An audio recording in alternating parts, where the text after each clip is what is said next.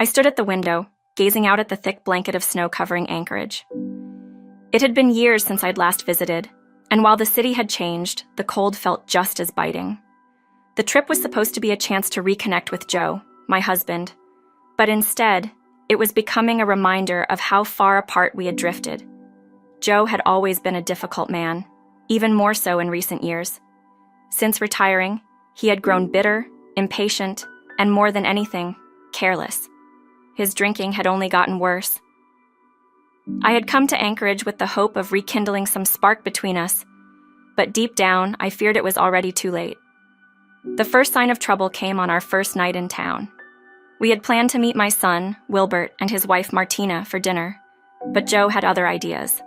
As soon as we checked into the hotel, he was off, making excuses about needing to explore the local scene. In reality, I knew what he meant. He wanted to find a bar, and I had little energy to stop him. When I called him later that night, the sound of young women's laughter in the background was unmistakable. He was at a club. My heart sank. Why should I leave my drink and come back? He slurred into the phone when I asked him to return to the hotel. "You're the one who lost the room key." I gripped the phone tighter, feeling my temper rise. "Joe, I didn't lose the key. You took it with you. I can't get into the room and it's freezing outside." His response came quick and careless. "Then go sleep in the car. I'm not leaving just because you're nagging me." The anger I had tried so hard to keep under control finally boiled over. "Fine. If that's how you feel, I'll sleep outside. Goodbye." I hung up before he could say anything else and stormed out of the lobby. I wasn't thinking clearly. I just wanted to be anywhere but there, away from his cold indifference. The freezing air hit me hard as I stepped outside, and I realized almost immediately that I had made a mistake. I wasn't dressed for this weather, and Anchorage at night was unforgiving. My breath came out in quick puffs of steam as I stood there, trying to figure out what to do next. Should I go back inside and ask for a spare key? Should I find a place to sit and wait until Joe came back? My pride wouldn't let me consider either option. Just then, my phone buzzed. It was Wilbert. "Mom, where are you?" His voice was full of concern. I hesitated, embarrassed by the situation I had found myself in. "I can't get into the hotel room," I finally admitted. "Joe has the key and he's busy."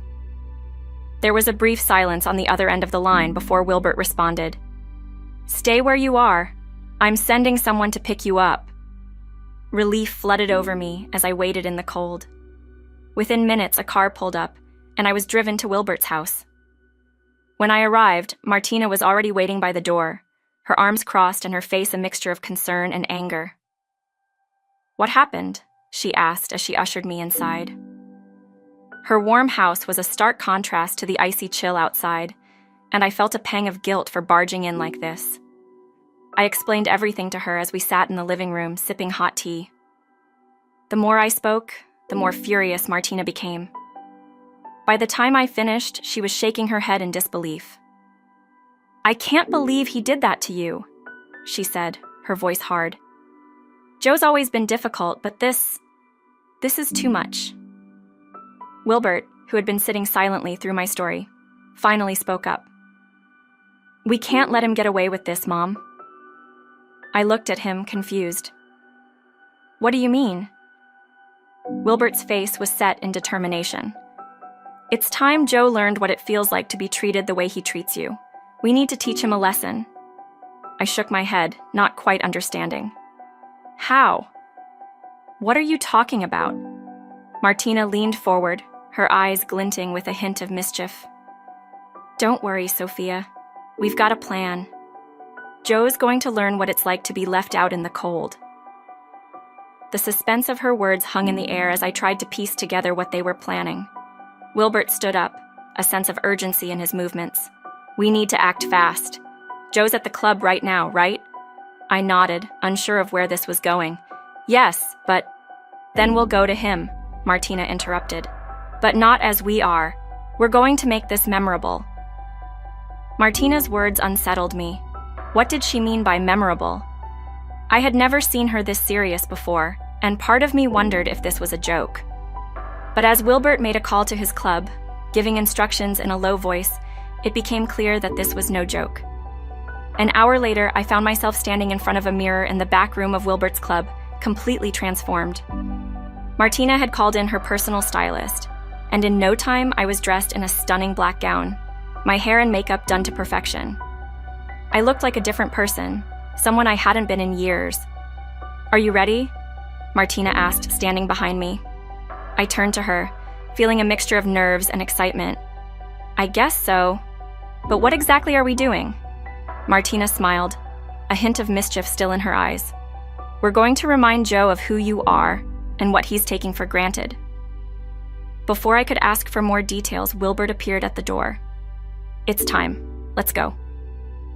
As we made our way through the club's dimly lit hallways, I could feel the adrenaline building. What was waiting for me out there?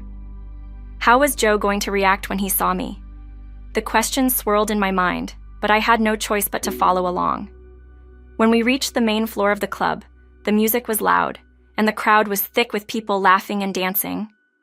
In the middle of it all, I spotted Joe, sitting at a table with a drink in his hand, completely unaware of what was about to happen. Martina was the first to approach him. She walked over, her heels clicking on the floor, and placed a hand on his shoulder. Joe, caught off guard, looked up at her with surprise. "Mind if I join you for a drink?" she asked, her voice smooth and confident. Joe, clearly taken by her appearance, grinned. "Of course," he said, patting the seat next to him. "I'd never turn down a drink with a beautiful woman." Martina shot me a glance as she sat down, a silent signal. It was my turn. I took a deep breath and walked toward their table, my heart pounding in my chest. Joe didn't notice me at first. He was too busy making small talk with Martina, completely oblivious to the storm that was brewing around him. But when I finally stood in front of him, Joe looked up and the smile froze on his face. "Sophia?" He blinked, confusion spreading across his features. "What are you doing here?" I crossed my arms, standing tall. "I'm here to remind you of something, Joe." He laughed nervously, glancing between me and Martina.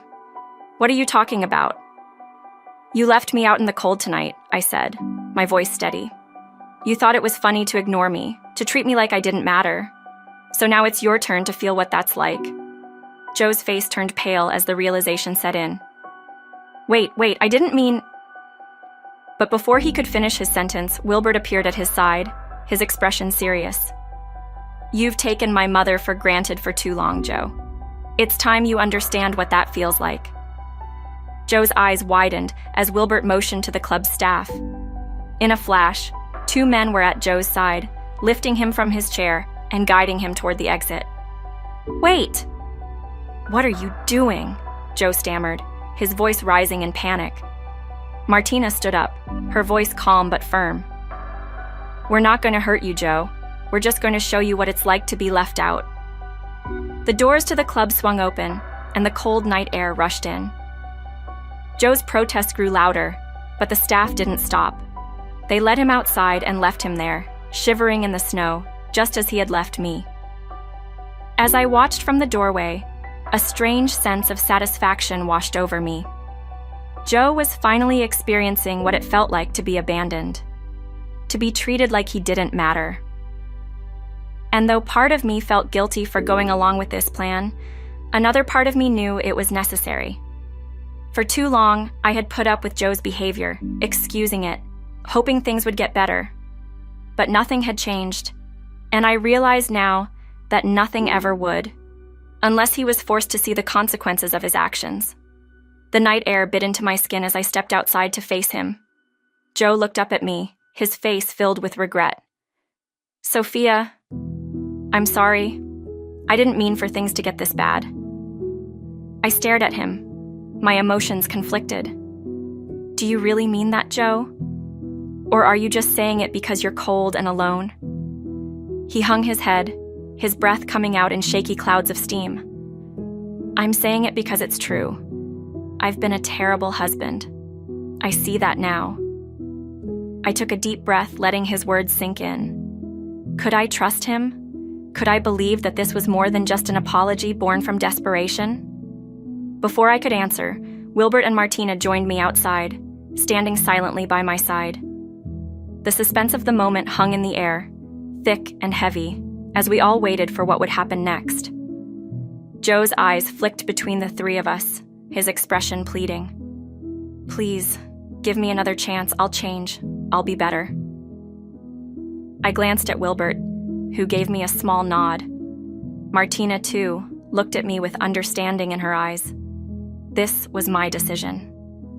I stepped forward, standing over Joe. "You've hurt me, Joe. You've made me feel small, insignificant, and it's going to take a long time for me to forgive that." Joe swallowed hard, his eyes glistening with what I could only hope were genuine tears. "I know, Sophia.